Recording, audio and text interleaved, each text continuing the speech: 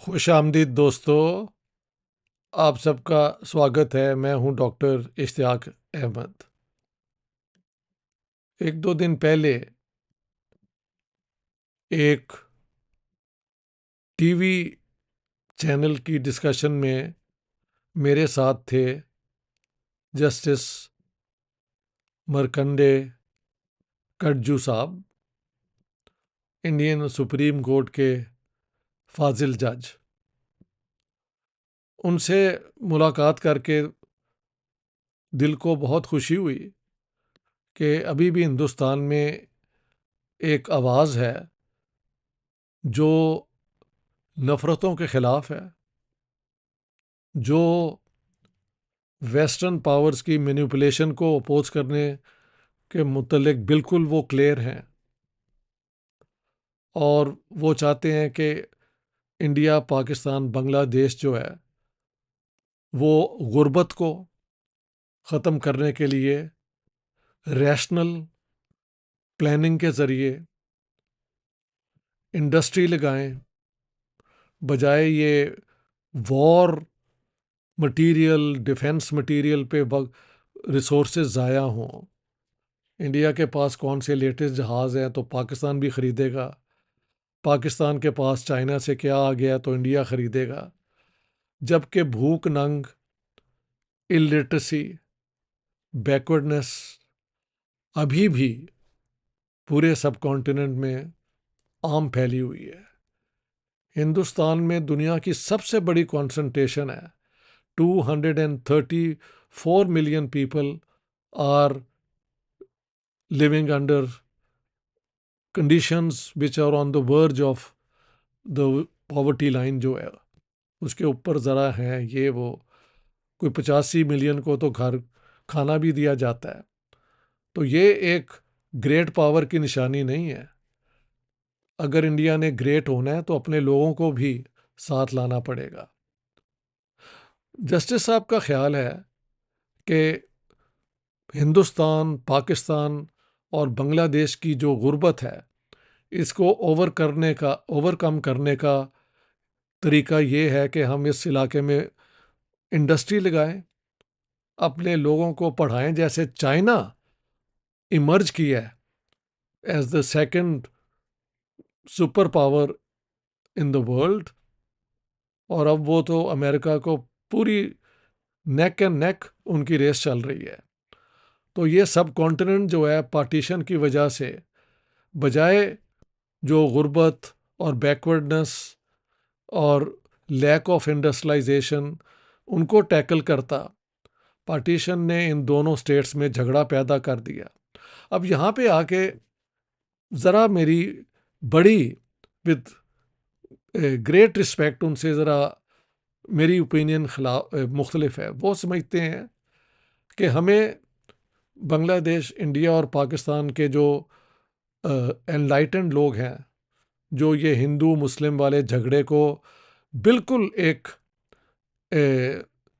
Negative force, एक toxic क्या कहते हैं प्रोसेस जो सोसाइटी के अंदर जहर फैलाता है, ये वो है। गरीब हिंदू, गरीब मुस्लिम, गरीब ईसाई, गरीब सिख, बुद्धिस्ट जो भी हैं, ये और एनलाइटेंड लोग अगर मिल के हम कोशिश करें तो पाकिस्तान, बांग्लादेश, इंडिया एक मुल्क हो जाए जो 47 से पहले था, और फिर हम आगे बढ़ें और अगले 20, 30, 40 में साल में पूरा सब कॉन्टिनेंट जो है, अगर अमेरिका है और चाइना है तो नंबर 3 जो है सब कॉन्टिनेंट हो जाएगा। एट द मोमेंट इंडिया वाली ठीक है, इकॉनमी ये है वो है, ग्रो कर रही है, but as long as you are into this tangle of ये जो है पाकिस्तान के साथ कॉन्फ्रंटेशन, इंडिया में चाइना को वो दे रहे हैं स्पेस, ये वो सारा कुछ हो रहा है, तो वी दिस सब कॉन्टिनेंट कांट गो फॉरवर्ड। वो चाहते हैं कि ये पूरी इंडस्ट्रियलाइजेशन आगे की डेवलपमेंट के लिए हम पाकिस्तान को भी ख़त्म कर दें, बांग्लादेश को भी कर दें और इंडिया के अंदर हम सब मिलके आगे बढ़ें। मेरा उनसे जो विद ग्रेट रिस्पेक्ट जो है कि बांग्लादेशियों को कन्विंस करना या पाकिस्तानियों को करना कि अब आप अपनी नेशनल आइडेंटिटी ख़त्म करके हिंदुस्तान का हिस्सा बन जाएं, बड़ा मुश्किल है उन्हें कन्विंस करना। तो जस्टिस साहब ने हमें बताया कि यार एक पीनल कोड है पाकिस्तान का जहाँ पे पार्टीशन को अगर आप गलत कहें तो वो एक पनिशेबल ऑफेंस है। तो मैंने कहा यार मैंने तो किताब भी इसी पे लिखी है और प्रूफ भी ये की है।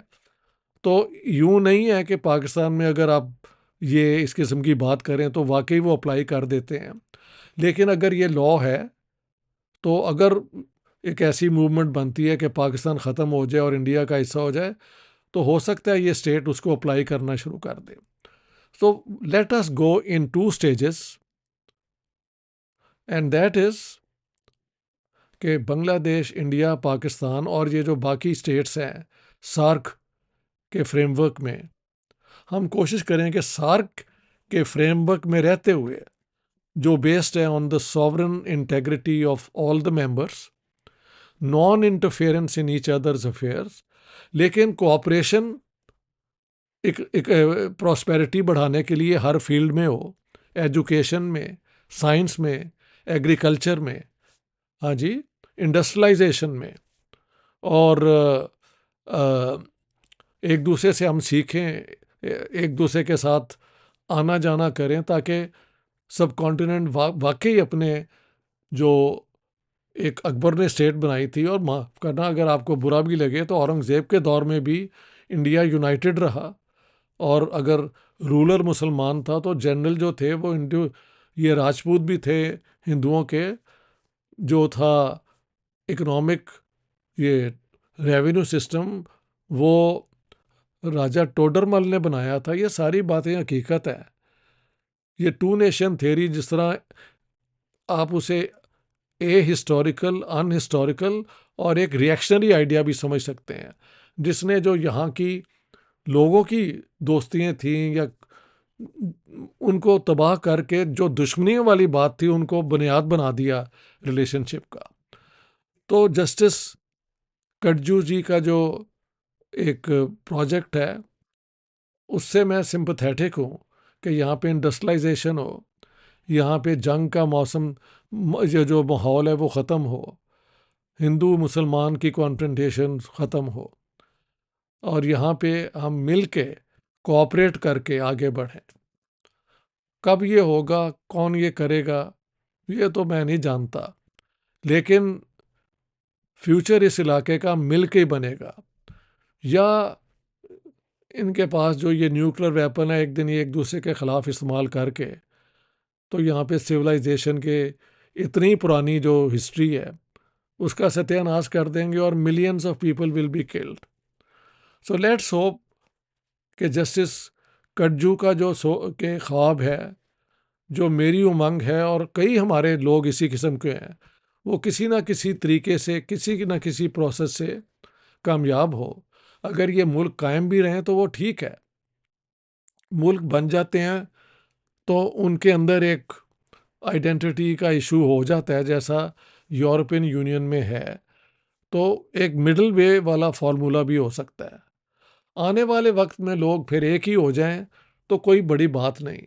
एक दिन ये सारी दुनिया एक ही होगी, ये बॉर्डर्स भी ख़त्म हो जाएंगे, ये फ़ौजों का रवाज भी ख़त्म हो जाएगा, और वो सुबह कभी तो आएगी जब सब मिल के एक दूसरे के काम आएंगे, एक दूसरे से कोऑपरेट करेंगे, और फिर इंसानियत जो है आज़ाद होगी ये दुनिया के सब जबर से, गुर्बत के इशू से, हाँ जी, डेप्रीवेशन के इशू से, और एक नई दुनिया बनेगी।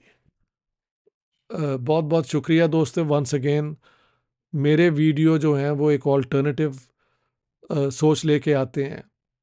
प्लीज़ मेरी यूट्यूब चैनल को सब्सक्राइब कीजिए। आपकी सब्सक्रिप्शन से मेरी आउटरीच और ज़्यादा बढ़ती है। और मैं किसी पॉलिटिकल पार्टी का, किसी बिजनेस ग्रुप का, किसी और इशू का नहीं। I am an independent person who is always willing to speak his mind. ये जो ट्रोल्स ने मेरे साथ किया है, उसका मैंने सोचा था जवाब ये है कि कमेंट सेक्शन बंद कर दिया जाए। फिर मेरे दोस्तों ने कहा give them a chance, if they don't, if this doesn't stop then just put it off, because why should you give them a chance to abuse the ये जो फैसिलिटी है कि आप आके वहाँ पे बजाय किसी की बात सुने आप अपना जहर जो है, अपनी नफ़रत जो है उसका एक्सप्रेशन करते हैं। तो I will give it a chance once or twice. अगर तो इनको अकल आ गई तो ठीक है, वरना कमेंट सेक्शन बंद हो जाएगा और फिर मैं चैन से अपनी बात किया करूँगा। अफसोस यही होगा कि जो लोगों से एक कम्युनिकेशन हो जाती है, जो अच्छे लोग हैं वो भी उसकी जद में आ जाएंगे और वो बंद हो जाएगा। लेकिन इसे कहते हैं utilitarianism. What is the greater good? The greater good is that I want my peace of mind. I work hard to bring all this before you, even controversial things, and that I must, because I am a critical thinker, critical scholar. That's the way I look at the world. I hope you understand. So please put, if you trust me, make your friends also subscribe to my channel. मेरे right channel के right hand के नीचे subscribe लिखा है, subscription button है, bell icon वो आप दबा दें, and my subscriptions go up. Thank you very much. I am already 92,000। ये 1,000 जो है वो बड़ी जल्दी हुआ है। तो ये लोगों का प्यार है, लोगों की ट्रस्ट है मेरे पे कि मेंबरशिप जो है मेरी आगे बढ़ रही है।